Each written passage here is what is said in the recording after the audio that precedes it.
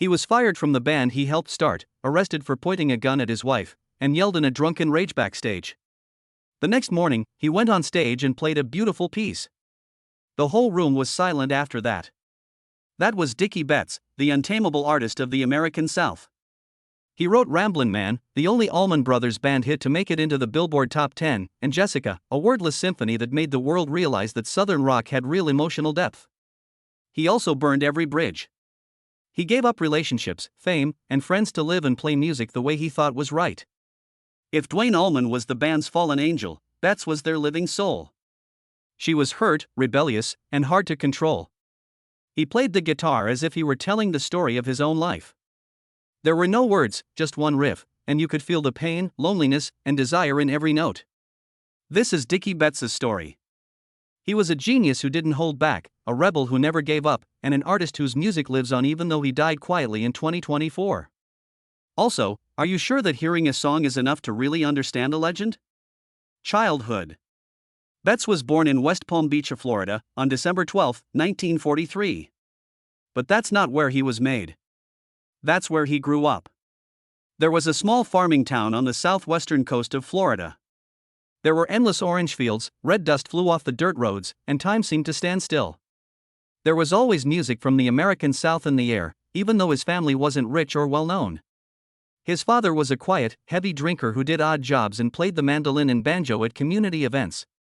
His mom loved swing music and would often cook while listening to the radio. As a child, Betts lived with Bill Monroe, Hank Williams, and the Carter family every day. Music wasn't just a dream, it was a part of everyday life on the front porch. Betts began playing an instrument when he was 6 years old. His first instrument was a ukulele. He then moved on to the fiddle, mandolin, and banjo. He borrowed an electric guitar from a friend and played it for the first time. That's when he knew this was his calling.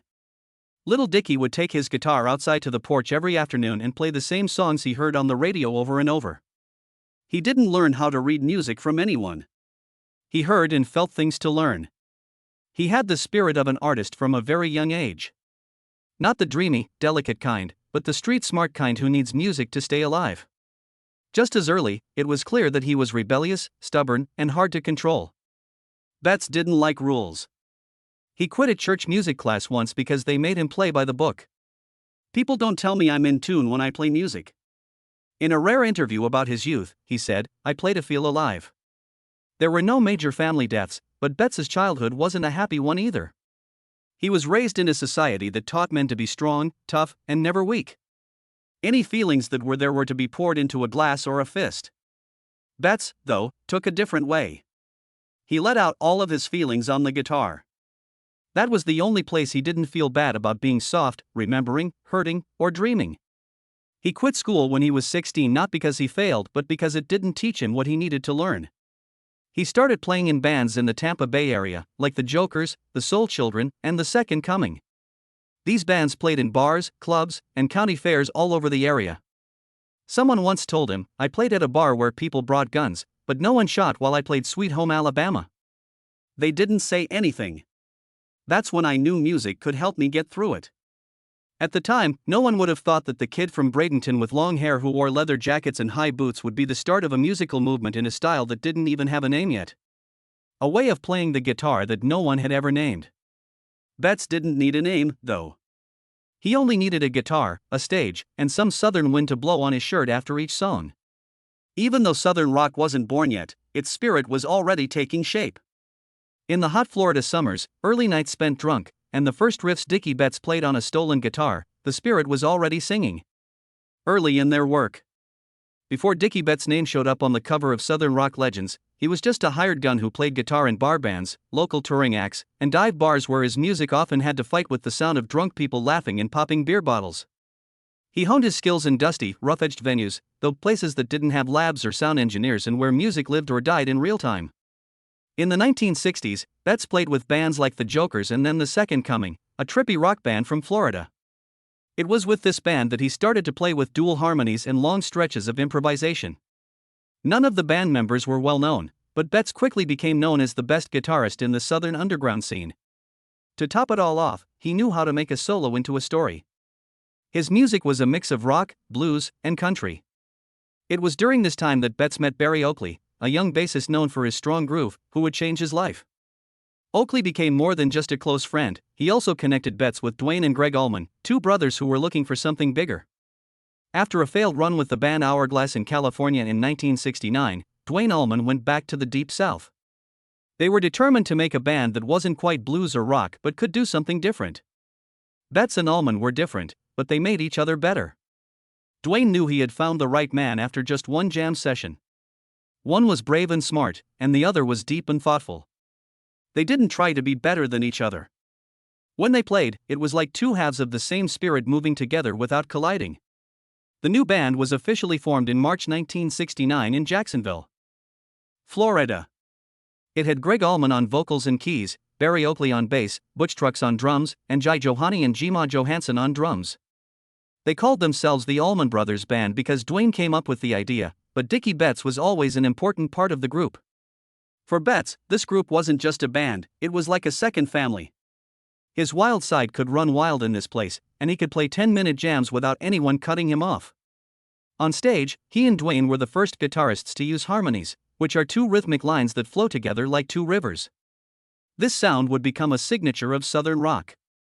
Their first album, The Allman Brothers Band, 1969, didn't do well at the box office, but reviewers gave it good reviews.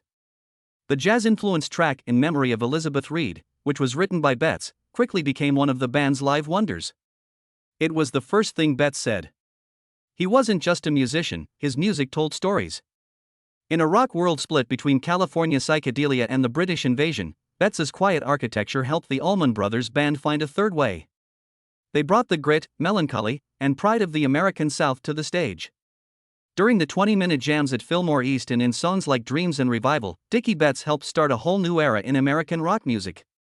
Though his job was still new, Betts was no longer a hired hand. He was now a part of a story that was becoming old. Success in your job. The Allman Brothers Band was shocked when Duane Allman died in a motorbike accident in 1971. The band no longer had a head. It was like a musical group had been broken up. No one said it out loud, but everyone looked at Dickey Betts. No one was really ready. But Betts knew that if he didn't step up, the band would break up. And he did step up, but not with strong words. Instead, his guitar spoke louder than ever. Betts didn't just play lead guitar when Duane wasn't there. He started to write more, play for longer, and sing more, and over time, he led the band from sadness to financial success. Betts was the one who came up with the idea for Brothers and Sisters, which came out in 1973. He wrote Jessica, a 7-minute instrumental song that is full of feeling but doesn't have any singing or lyrics. It was more than a song. He talked about his desire for Duane, his happiness at becoming a dad, and his faith in a type of music that could help people get through loss. Dickey Betts wrote, sang, and produced Ramblin Man, the band's first and only top 10 hit on the Billboard Hot 100. This was the moment that made him a hero. Not only was it the most popular Southern rock song ever, but it was also a great change of direction, adding country rock elements that were both easy to understand and complicated enough to keep the art form's purity. The Allman Brothers Band ruled the biggest stages in America from 1973 to 1976. Dickey Betts wasn't just the guitarist, he also wrote most of the songs and provided the lead vocals. He was also sometimes the only thing that held the band together while Greg Allman got into drug and legal problems. At the same time, Betts started to feel like the band was suffocating him and preventing him from being creative because of the Allman name. So, in 1974, he put out Highway Call, his first record by himself. It was a strange turn. You won't hear any long jam band leads or Southern electric blues here. Just a simple mix of folk country jazz with fiddle and steel guitar. People saw a different side of Betts for the first time. She was soft and drifting, sitting on a wooden porch with a quiet smile and playing an acoustic guitar. That wasn't all Betts did. He made his own band, Dickey Betts and Great Southern, in 1977. His albums Great Southern, 1977, and Atlanta's Burning Down, 1978, made it clear that he didn't want to be a copy of himself. He didn't play the Allman sound or what fans thought he should play. Instead, he played what he called Americana before the word existed. During this time, Betts went on a lot of tours, taught young guitars, and shared his unique style of twin harmony and rare live improvisation. He really became a bandleader not because of scandal or public attention, but because he had a guitar and a group of loyal players. When the Allman Brothers got back together in the 1980s and 1990s, Betts stayed as a key songwriter, but he never stopped being the leader of Great Southern. The late 1990s were the retro rock age, and he led the group through it. In every show and every 20-minute live jam, he kept Southern rock alive. He brought back Great Southern in 2000 and put out a number of live records, including Live at the Odeon and Instant Live. Critics gave them good reviews even though they weren't very famous. Betts never tried to please the crowd, followed trends, or played what they wanted. He always did what he had to do. After being retired for a few years, he revealed in 2018 that he would be going back on tour, this time with his son Dwayne Betts. This was seen by many as a passing of the torch. Dwayne was cooler than his father when he played the guitar. People thought that their show at that year's Peach Festival would be the last time they would play Southern guitar soul on stage. But now, 2 generations have set it on fire. Not long after that, Dickey Betts had a brain bleed. It took him a long time to get better, and in the end he stopped acting altogether. It was important that he never stopped making music, though. Betts showed one thing over the course of 50 years, starting with bar bands and ending with sold-out Fillmore shows. He was on stage with the Allman Brothers and on solo tours with Great Southern. Music doesn't need to be okay. It only needs being honest. As if it were the only thing left to believe in, Dickey Betts lived and played like it was. Mishaps and tragedies. Some artists fail because they aren't good enough. Others, because they don't have enough chances. But for Dickey Betts, it was the tragedy of having too much ability and an ego that no one, not even he, could control. By the 1990s, Betts was lost in alcohol and the idea that he was being suffocated by the legacy he had helped build. For the party, he didn't drink. Something inside him made him drink. Dwayne Allman's twin guitar used to ease the pain, but after Dwayne died, nothing else could. The band had grown into a huge machine, and Betts, who liked to be free, felt suffocated by shows, scheduling, expectations, and the stress of having to live up to a brand that had long suffocated him. He got mad, drank, and sometimes showed up and didn't say anything. He was arrested at a strip club in 1996 for refusing to leave after making a lot of noise. From Fillmore to jail, Dickey Betts is back in trouble again, and his picture was on the front page. Fans started to fight with each other. He was said to need help. Some were direct. Betts is ruining the Allman name. But it wasn't as bad as the collapse in 2000. After weeks of missing practices, acting strangely, and not explaining his actions, Dickey Betts got the one thing that no musician ever wants: a bad review. Email. What the Allman Brothers band did to get rid of him.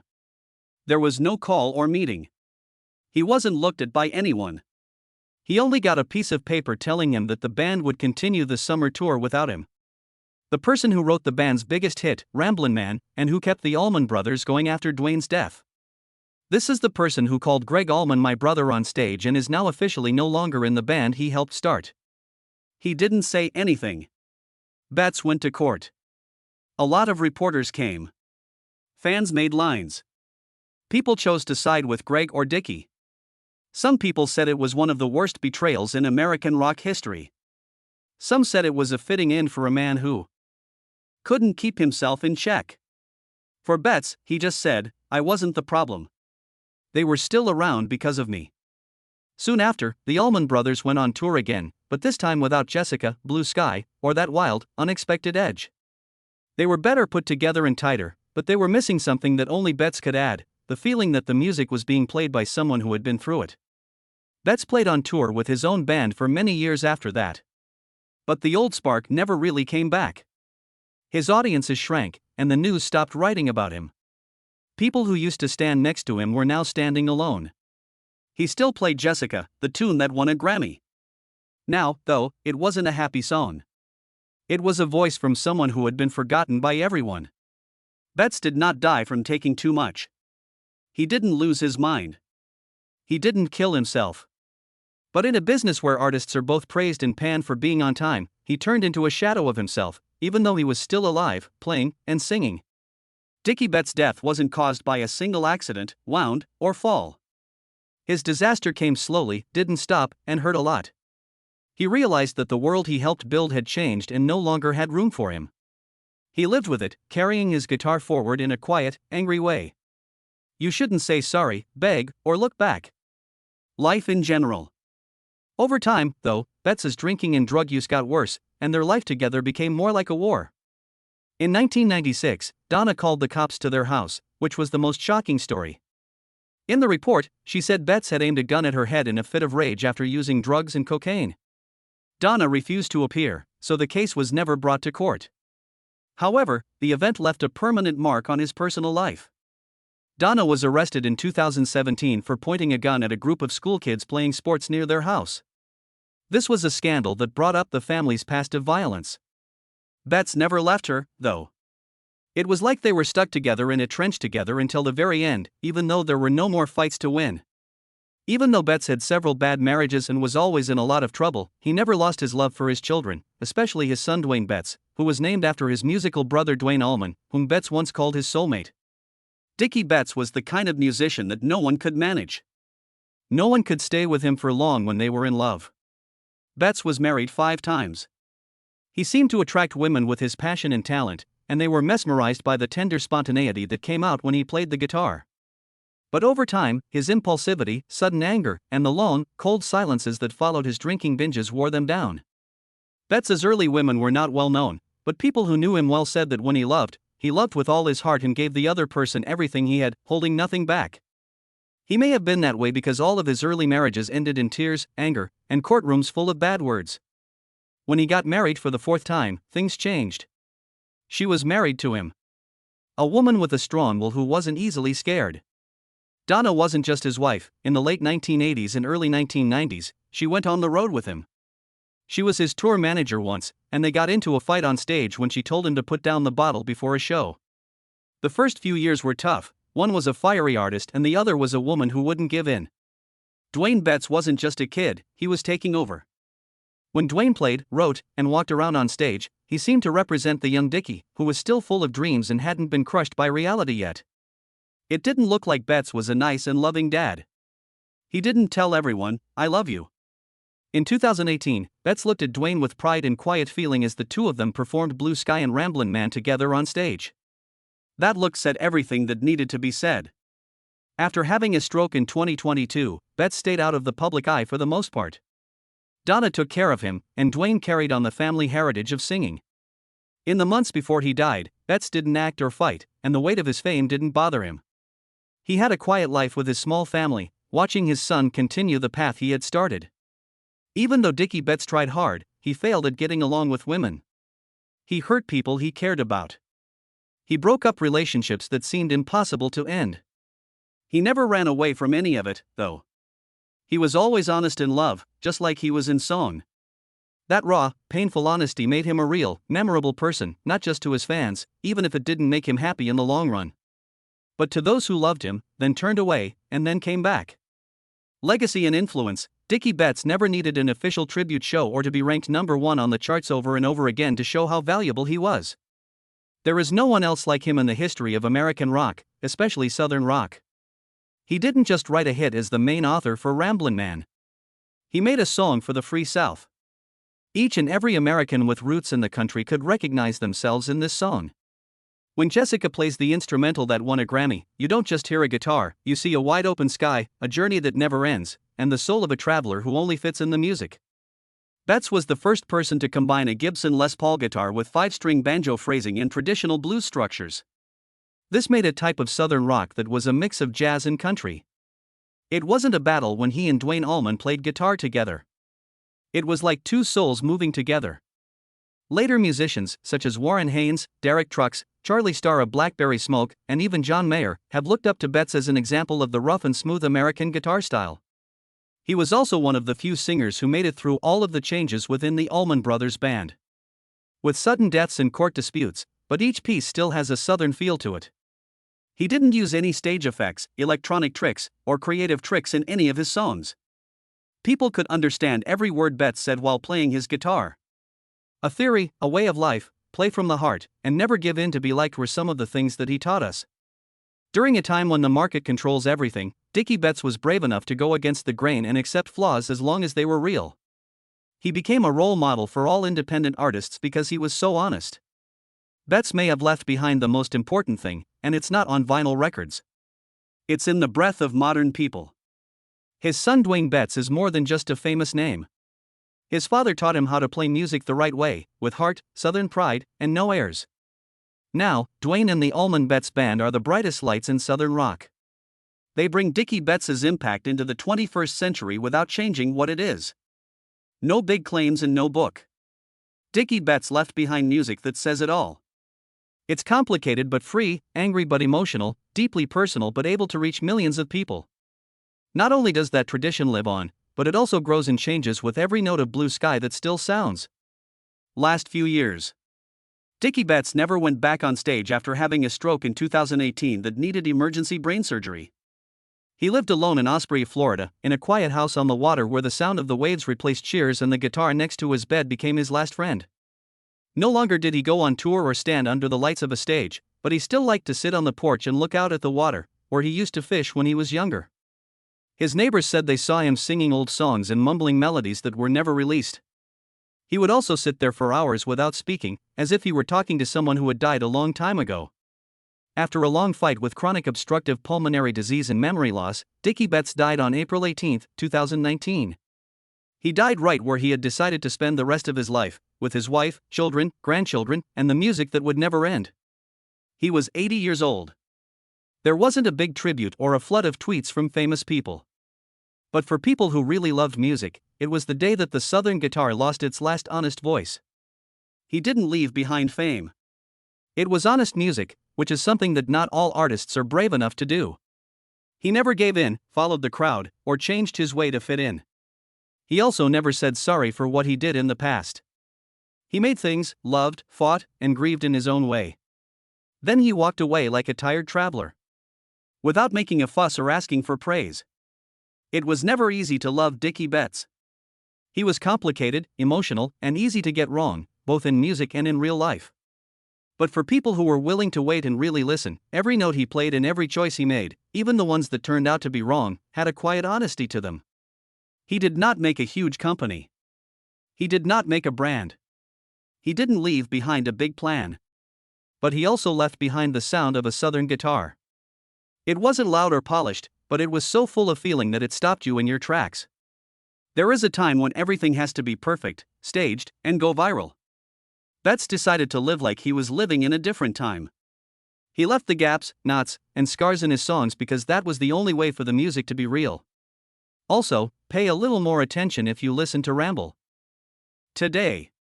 Between the chords, you can feel the presence of a man who wasn't trying to live forever. It was just the call of freedom that drove him. Have you ever listened to Dickey Betts' music when you were having a great time? Share it in the comments, because music is more than just sound. It's a memory and a feeling. It's the last thing that the dead have left behind. We'll see you in the next story, where each artist has their own way of living and making sure they are never forgotten.